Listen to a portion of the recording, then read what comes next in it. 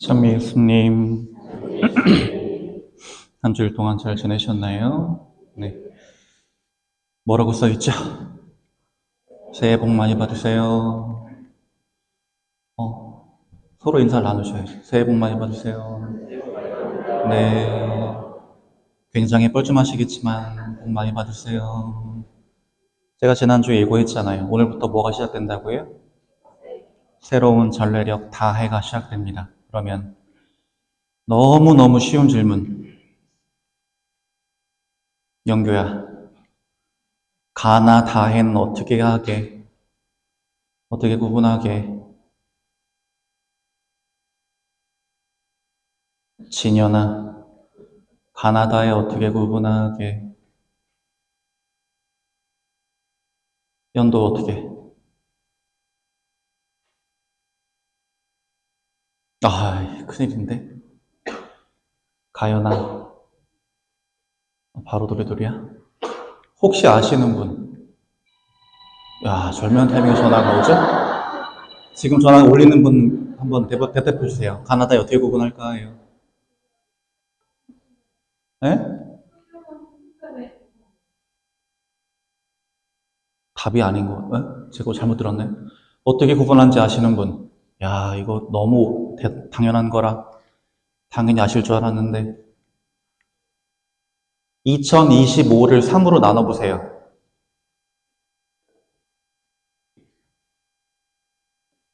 얼마야?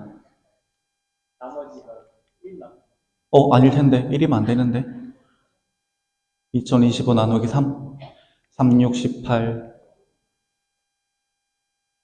20. 다시 3, 6, 18, 20. 3, 5, 15. 아, 머리에서 쥐나는 소리 들립니다. 산수인데, 나머지 얼마? 2가 남는다고? 2가 남으면 안 돼. 이 문과이과 산수인데, 지금. 나머지가 얼마인가요? 2025 나누기 3. 나머지 0. 나머지가 0으로 떨어지면 다해입니다. 나머지가 1이면 가해, 나머지가 2면 나해. 어렵지 않지요? 그래서 2025년은 다해, 새로운 전래력 한 해가 시작됩니다. 저희는 그래서 가톨릭 신자분들은 새해 복 많이 받으세요를 총 3번 하시게 돼요. 오늘, 그리고 천주의 성모 마리아 대축일에 또 한 번, 그리고 설에 또 한 번. 야, 이 정도 했으면 진짜 새해 뭘 해도 하셔야 돼. 그래서 저희는 오늘 전래력으로 새해를 시작하면서 이 새 마음과 새 기분으로 우리에게 오시는 주님을 어떤 마음으로 맞이해야 될지에 대한 이야기를 하게 될 겁니다. 오늘은 대림 제1주일 다해로서 너희는 앞으로 일어날 이 모든 일에서 벗어나 사람의 아들 앞에 설 수 있는 힘을 지니도록 늘 깨어 기도하여라 라는 말씀을 중심으로 우리에게 오시는 예수님을 어떤 마음가짐으로 어떤 준비로 받아 모셔야 할까에 대한 이야기를 하게 될 겁니다. 새해를 맞이해서 좀 바꿔봤어요. 여러 가지 디자인을. 자, 저희는 2개의 시간을 살아갑니다. 가톨릭 신자들은 왼쪽에 있는 물리적 시간, 뭘 말할까요? 2024년 12월 1일 오후 6시 14분. 물리적 시간. 전 세계 사람들이 시간대 구분에 따라서 공통적으로 사용하는 그 시간. 이 물리적 시간에 따라서 보통 우리는 뭘 잡죠? 약속을 잡지요. 오른쪽에 있는 의미의 시간. 이건 뭘 뜻할까요? 오늘이 무슨 주일이라고요? 대림 제1주일 다해. 그래서 우리가 오늘 기억해야 할 건 우리에게 오시는 주님을 어떤 마음가짐으로 맞이할 것인가, 성탄을 어떻게 준비할 것인가, 이것을 생각하는 시간이 의미의 시간이라고 할 수 있습니다. 그래서 물리적 시간은 12월 31일 11시 59분에 끝나고 1월 1일 00시 00분에 시작하는 시간입니다. 그래서 이 시간에 따라서 사람들은 약속이라는 걸 잡게 되고요. 이 시간은 한 방향으로 흐르는 객관적인 의미의 시간입니다. 그리고 저희가 방금 얘기했던 대림 제1주일 다해라고 하는 의미의 시간은 가톨릭 영어로는 전래력이라고 부르고 별래력이라고도 부르고요. 이 전래력이라고 하는 건 우리 구원 역사에서 가장 중요한 두 가지 사건을 중심으로 돌아갑니다. 하나는 예수님의 탄생, 다른 하나는 예수님의 부활. 두 사건을 중심으로 굴러가고요. 순환되는 시간입니다. 그래서 성탄 대축일 되기 4주간은 대림시기로서 주님께서 오심을 기다리는 시간입니다. 근데 이 기다림은 이따 다시 말씀드리겠지만 두 가지의 의미가 있습니다. 그리고 이 대림제 일주일에 새로운 한 해가 시작되게 되지요. 전례내용은 크게 이렇게 생겼습니다. 글씨가 안 보이시겠지요? 여기가 성탄, 그 다음에 천주의 성모 마리아 대축일이 1월 1일, 2월에는 주님 봉헌 축일이 있고요. 3월에는 성유색 성월이 있고 보통 제수요일이 2월 말에서 3월 사이에 있습니다.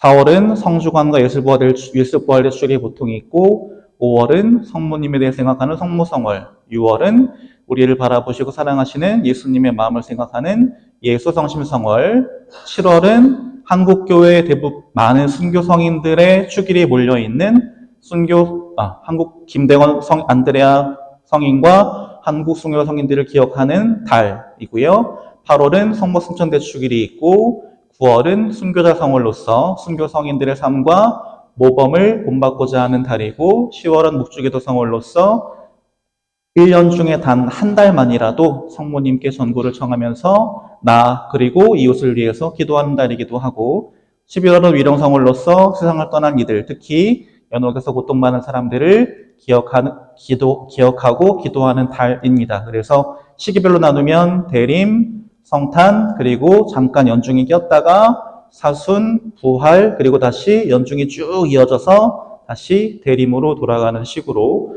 우리가 살아가는 의미의 시간인 전례력은 구성되어 있습니다. 대충 너무 빠른가요? 이렇게 꿀먹은 벙어리가 되실 줄은 몰랐는데 이렇게 흘러간다. 그래서 우리는 이 대림이라고 하는 시기에 크게 두 가지를 기다리면서 기념하면서 기억합니다. 첫 번째는 주님의 탄생이고요. 두 번째는 주님의 재림입니다. 주님의 탄생을 다른 말로는 하느님의 인간을 위한 거룩한 탄생이라고 해서 성탄이라고 부르고, 주님의 재림은 이 세상의 마지막 날, 이 세상이 이제 무너지고 하느님 나라라고 하는 새로운 세상이 시작되는 날이라고 해서 종말이라고 부르기도 하지요. 이 두 가지를 우리는 동시에 기다리면서 기념하게 되는데, 대림시기의 전반부, 다시 말해서 대림 제1주일부터 12월 16일까지는 우리에게 오시는 예수님의 성탄을 기다리고, 대림시기의 후반부, 다시 말해서 12월 17일부터 24일까지는 우리에게 심판주로 다시 오실 예수님의 재림을 기다리게 됩니다. 그렇다면 성탄이란 무엇이냐? 이 세상을 구원하실 구세주께서 2000년 전에 사람이 되시어 이 세상에 오셨음을 기억하는 것입니다. 이를 어려운 신앙 용어로 육화강생이라고 합니다. 하느님께서 사람을 너무나 사랑하셔서 사람의 입장으로 살아보시고 사람을 더 깊이 이해하시고 더 깊게 사랑하시기 위해서 인간이 되어 이 세상에 오셨다. 그리고 인간이 되어 세상에 오신 그 하느님께서 우리에게 하느님 나라에 대해서 가르쳐 주셨고, 십자가 죽음과 부활을 통해서 우리에게 구원의 희망을 주셨고, 승천하시면서 우리에게 당신이 다시 오실 것인데 그때까지 어떤 마음가짐으로 어떤 준비를 하면서 살아라라고 우리에게 분명히 살아야 할 길에 대해서 알려주셨죠. 그것이 성탄입니다. 그 다음 재림은 무엇을 기다리느냐? 심판주, 다시 말해서 하느님 아버지의 뜻에 따라 이 세상을 심판하실 예수님께서 종말의 날 이 세상을 심판하러 오실 것을 기억하면서 기다린다는 뜻입니다. 그런데 가만히 앉아서 수동적으로 시간만 보내는 기다림이 아니라 적극적인 기다림입니다. 어떤 기다림이냐면, 왜 열처녀의 비유 아시죠? 새벽 언제 올지 모르는 신랑을 기다리던 열처녀 중에 5명은 어리석었고 5명은 슬기로웠죠. 그리고 슬기로운 5처녀만이 등잔뿐만 아니라 여분의 기름도 충분히 준비하고 있다가 신랑이 왔을 때 등불을 꺼뜨리지 않고 마중 나갔다라고 하는 이야기인데, 그 슬기로운 다사천에처럼 우리도 믿음과 희망과 사랑이라고 하는 기름을 충분히 준비해야겠다. 또 한 가지는 아주 작고 약한 모습으로 세상에 오시는 예수님을 사랑으로 내 안에 모시고 받아들이고 섬길 수 있도록 내 주변에 있는 작고 약한 사람들을 사랑과 나눔과 봉사로 잘 섬겨야겠다라고 하는 것을 기억하는 것이 바로 예수님의 재림을 기다리는 거라고 할 수 있습니다. 그래서 재림의 이 두 가지 의미를 삶 속에서 충실하게 실천하는 사람들은 종말을 두려워하지 않습니다. 왜냐하면 그들에게 종말은 세상이 멸망할 뿐이지 나는 하느님 나라에 들어가서 비로소 참된 기쁨을 누리는 정말 행복한 시간이기 때문입니다. 그래서 그들은 어떻게 하느냐? 지금 당장 죽더라도 세상에 후회나 미련을 남기지 않도록 매 순간 최선을 다하죠. 무엇에 최선을 다하느냐? 주님의 가르침을, 하느님의 말씀을 삶 속에서 실천하는 데 최선을 다하게 됩니다. 그렇게 최선을 다하는 삶과 그리고 영원한 생명에 대한 참된 믿음이 더해져서 어떤 마음이 생기냐면 죽음이나 세상의 멸망이 오더라도 그것을 담대하게 맞을 수 있는 내적인 힘과 용기가 비로소 우리 마음 안에 생기게 됩니다. 그냥 세례받았다고 해서 그냥 주일에 미사 참여한다고 해서 알아서 생기는 게 아니에요. 정말 치열하게 고민하면서 매 순간 고뇌와 갈등 속에 선택하면서 희생하면서 하루하루 쌓아가야 예수님이 정말 심판주의 모습으로 우리에게 오셨을 때 그분 앞에 설 수 있는 힘이 생기는 것이죠. 제가 이걸 가장 크게 느꼈던 순간이 언제였냐면 저의 아버지 신부님이 되실 뻔했던 한 신부님의 죽음을 보게 되면서였어요.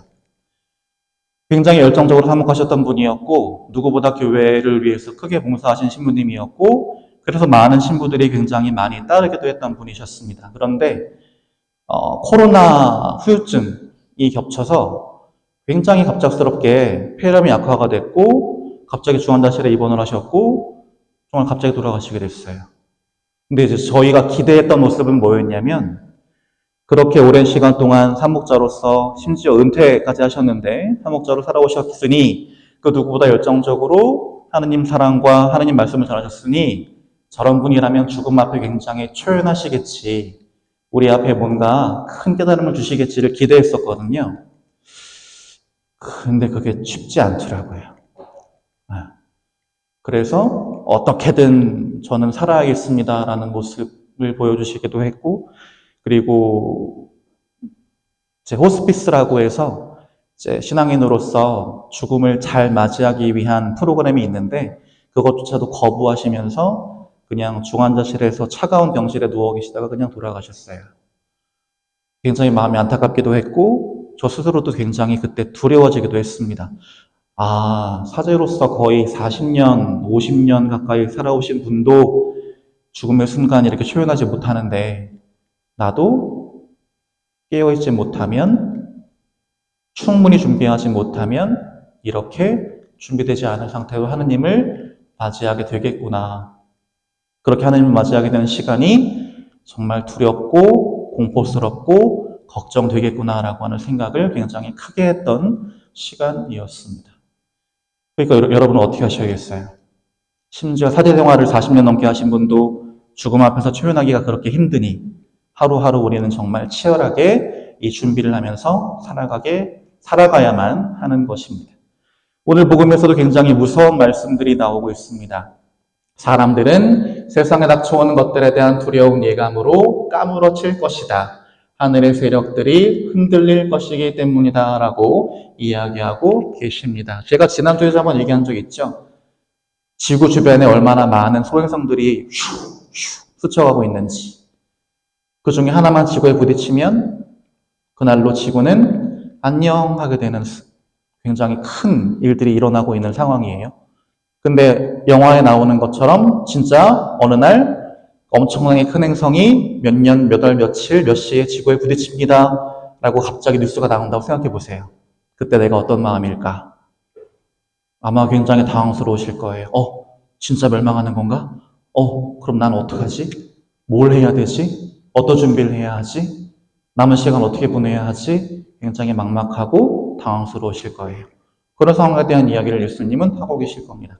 세상이 곧 멸망할 것 같은 시간이 왔을 때 믿음이 없는 사람들은 두렵고 걱정되고 해서 아마 까무러칠 거야 라고 이야기를 하십니다. 믿음이 없는 세상 사람들은 그럴 수밖에 없어요. 왜냐하면 태어난 것은 반드시 사라지게 되어 있다라고 하는 만고불변의 진리를 깨우치지 못하고 있기 때문입니다. 그리고 어떤 모습으로 살아가냐면 자기가 영원히 살 것처럼 살아요. 인간은 누구나 죽음을 피할 수 없는데 자기는 죽지 않을 거라고 생각하면서 혹시라도 자기에게 죽음을 떠올리게 만드는 상황이나 물건이나 그런 것들이 있으면 그런 것들을 배척하면서 살아요. 매 순간 자기의 욕망을, 탐욕을 실현하기 위해서 삽니다. 그리고 남들보다 더 많이 갖기 위해서, 남들보다 더 높은 자리에 오르기 위해서만 아등바등하게 되지요. 그랬던 사람인데 어느 날 갑자기 세상이 무너진다라고 하니 그때 느끼게 될 절망과 공포와 두려움이 얼마나 크겠습니까? 예수님은 바로 그런 모습을 지적하시는 거예요. 우리가 참된 세상에서 영원이라고 하는 시간을 제대로 살아갈 준비를 갖추지 못한 상태로 종말을 맞게 되면 종말은 그 자체로 나에게 아주 무시무시한 심판이자 멸망으로 느껴질 수밖에 없다. 그래서 그렇게 해서는 안 된다라는 뜻입니다. 종말은 마치 뭐와 비슷하냐면 쪽지시험과 비슷합니다. 요즘 아이들은 쪽지시험이라는 걸 잘 모르더라고요. 아침에 물어봤더니만. 근데 보통 이제 쪽지시험은 평상시에 예습 복습을 철저히 한 학생에게는 그렇게 두려운 게 아닙니다. 오히려 내가 얼마나 열심히 공부했고 내가 얼마나 충실히 준비가 되어 있는지를 선생님께 친구들에게 보여줄 수 있는 굉장히 기쁜 시간이에요. 그런데 탱자 놀면서 공부는 담 쌓고 나중에 시험에 일주일째 공부하면 되지라는 마음으로 전혀 준비할 때도 친구가 오늘 갑자기 오늘 쪽지 시험 본다 라는 말을 들으면 그 친구는 헐 하는 말과 동시에 굉장히 걱정스러워질 겁니다. 심지어 그 쪽지 시험 결과가 성적에 반영된다라고 하면 정말 큰 절망에 빠지겠지요. 우리에게 종말도 그렇습니다. 왜냐하면 언제 어디서 어떻게 올지 모르기 때문입니다. 그래서 우리는 쪽지 시험을 준비하는 마음으로 늘 하느님 뜻에 깨어 있어야 하는 것이지요. 그리고 그러면서 우리가 한 가지 반드시 기억해야 할 건 제가 지난주에도 말씀드렸지만 세상이 멸망한다고 해서 나라는 존재도 반드시 같이 소멸되는 건 아니다라고 하는 걸 분명히 기억하셔야 합니다. 그러면 세상은 멸망하는데 저는 어떻게 되나요? 라고 물어보실 거예요. 그것에 대해서 말씀드릴게요. 세상은 멸망하지만 우리는 세상과 함께 멸망하는 게 아니라 우리가 어떤 세상을 살아갈지가 바뀌게 됩니다. 무엇에서 무엇으로 바뀌냐면 유한하고 불완전한 이 세상에서 영원하고 완전한 세상으로, 그리고 인간이 만든 상대적이고 물질적인 기준에 얽매인 세상에서 하느님께서 만드신 절대적 기준과 섭리에 따라 움직이는 세상으로 변화하게 되는데 우리가 그 변화에 잘 대응하기 위한 준비를 충실히 하면 그 변화에 따라 하느님 나라로 넘어갈 수 있을 것이고 그 준비를 충실히 하지 못하면 그 변화에 제대로 대응하지 못하고 세상과 함께 멸망하는 슬픈 운명을 맞게 된다는 이야기를 예수님은 하고 계시는 겁니다. 그렇다면 우리는 평상시에 어떤 모습으로 이 종말이라고 하는 것을, 심판이라고 하는 것을 준비해야 할까요? 라는 궁금증이 생기실 텐데 예수님은 우리에게 그거에 대해서도 방법을 알려주고 계십니다. 첫 번째는 무엇이냐? 우리 마음이 욕망에 휘둘리지 않게 조심하는 거예요. 이상하게 인간의 욕심이라고 하는 건 채우면 채울수록 채워지지는 않고 오히려 더 우리를 큰 갈증에, 큰 어떤 고통에 휩싸이게 만들지요. 뭐랑 비슷하냐면 여름에 신나게 뛰고 난 다음에 목이 마른 상태에서 물을 안 마시고 아이스크림을 먹거나 콜라를 마시거나 하면 어떤가요? 그때 잠깐은 시원하다. 맥주를 마실 때도 마찬가지. 시원하다. 하지만 금방 더 큰 갈증으로 괴로워하게 되는 것처럼 탐욕도 우리에게 그렇다는 뜻입니다. 그래서 예수님이 우리에게 주의하라고 하시는 세 가지가 있어요. 첫 번째는 방탕이고, 두 번째는 만취고, 세 번째는 걱정입니다. 방탕과 만취는 무엇 때문에 생기느냐? 우리 육신의 욕망을 절제하지 않고 무분별하게 채우려고 하는 우리의 방종한 태도 때문에 생깁니다. 그래서 술도 적당히 먹으면 내 삶에 아주 긍정적인 자극을 주는 게 되지만 죽어라 마시면 다음날 힘들어하는 상황에서 해장국을 찾는 상황이 되겠죠. 그리고 그런 상태가 반복될수록 삶은 점점 무너져 갈 겁니다. 그 다음 걱정이라고 하는 건 무엇이냐? 혹시나 내가 원하는 대로 안 되면 어떡하나? 혹시나 내가 뜻하는 바를 이루지 못하면 어떡하나? 염려하는 마음이 바로 걱정입니다. 나를 이끌고 가시는 하느님의 뜻을 생각하고 하느님의 섭리를 생각해야 되는데 그거랑 상관없이 내 뜻만 이루려고 하다 보니 또 그 뜻대로 안 되는 경우가 많다 보니 마음속에 걱정과 근심이 떠날 날이 없어지는 거죠. 이러한 세 가지는 우리를 어떻게 만드냐면 세상 것들에 점점 더 얽매이게 만들고 집착하게 만들고 그런 상태가 되면 우리는 하느님을 온전히 사랑하지 못하게 됩니다. 그래서 예수님은 우리에게 말씀하시는 거예요. 저 말씀을 통해서 단호한 의지와 분명한 결단으로 욕심과 집착을 마음에서 끊어내야 한다라고 예수님은 우리에게 말씀하시는 겁니다. 우리 마음속에 사랑이라는 기름을 충분히 준비해 두지 않으면 우리는 세상에 다시 오실 주님과 함께 구원의 잔치에 들어갈 수가 없습니다. 뒤늦게 미리 좀 준비할 걸 하고 후회해봐야 그때는 아무 소용 없지요. 사랑의 기름이라고 하는 건 내 힘으로 평소에 채우는 것이 다른 사람에게 얻을 수도 없고 갑자기 채울 수도 없는 것이기 때문입니다.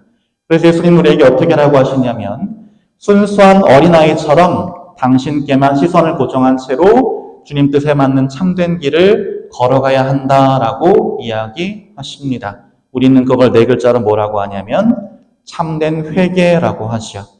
구원이라고 하는 건 어느 날 갑자기 짠 하고 일어나는 사건이 아니라 내가 평상시에 얼마나 치열하게 고민하고 갈등하고 결단하면서 주님 뜻에 맞는 것들을 선택하고 그 길을 한 걸음 한 걸음 따라가는가에 달려있는 것인데 예수님은 우리에게 그렇게 한 발 한 발 걸어가라고 하시는 겁니다.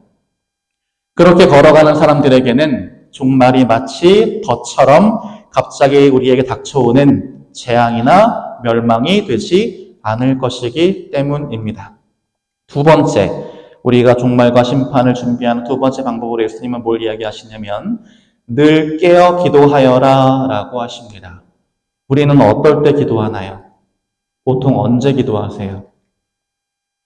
마음속에 간절히 이루고자 하는 청이 있을 때, 간절히 원하는 갈망이 있을 때 우리는 보통 하느님께 저 이거 좀 들어주세요 라고 기도하실 때가 많죠. 그에 비해서 하느님께 찬미들을 드리는 기도, 하느님께 감사하는 기도, 하느님께 봉헌하는 기도는 바칠 경우가 굉장히 적습니다. 그러다 보니 우리의 기도는 늘 혼잣말이 돼요. 하느님 이거 주세요. 그래서 하느님이 뭐라고 말씀하시려고 하면 벌써 난 귀를 닫고 있어요. 이런 상태가 되면 기도를 아무리 오래 해봐야 우리는 기도의 참된 목적에 이를 수가 없습니다. 우리가 하느님께 기도하는 목적은 무엇이냐면 종말의 날에 하느님 앞에 떳떳하게 설 수 있는 힘을 기르는 것입니다. 어떻게 해야 하느님 앞에 떳떳할 수 있을까요? 우리가 평상시에 하나님께서 원하시는 바를 충실하게 따라가면서 실천하고 있다면 하느님이 언제 오시든 걱정하지 않고 주눅들지 않고 저 여기 있습니다 라고 하느님을 바라보면서 당당하게 서 있을 수 있을 겁니다. 왜냐하면 하느님은 나를 사랑하셔. 그리고 하느님은 나를 구원해 주실 거야라고 하는 굳은 믿음을 마음속에 지니고 있기 때문이지요. 그런 사랑에 대한 확신과 굳은 믿음이 있어야 우리가 더 용기를 내고 더 정성을 다해서 하느님의 뜻을 따를 수 있게 되고 우리가 그런 모습으로 살아갈 때 우리는 구원에 이르게 됩니다. 그런데 하느님 앞에 떳떳하게 서지 못했던 사람들도 있었습니다. 누굴까요? 최초의 사람이었던 아담과 하와가 그랬어요. 왜? 하느님께서 물으셨어요. 아담아, 너 어디 있느냐? 라고 물으셨더니 아담이 어떻게 했을까요?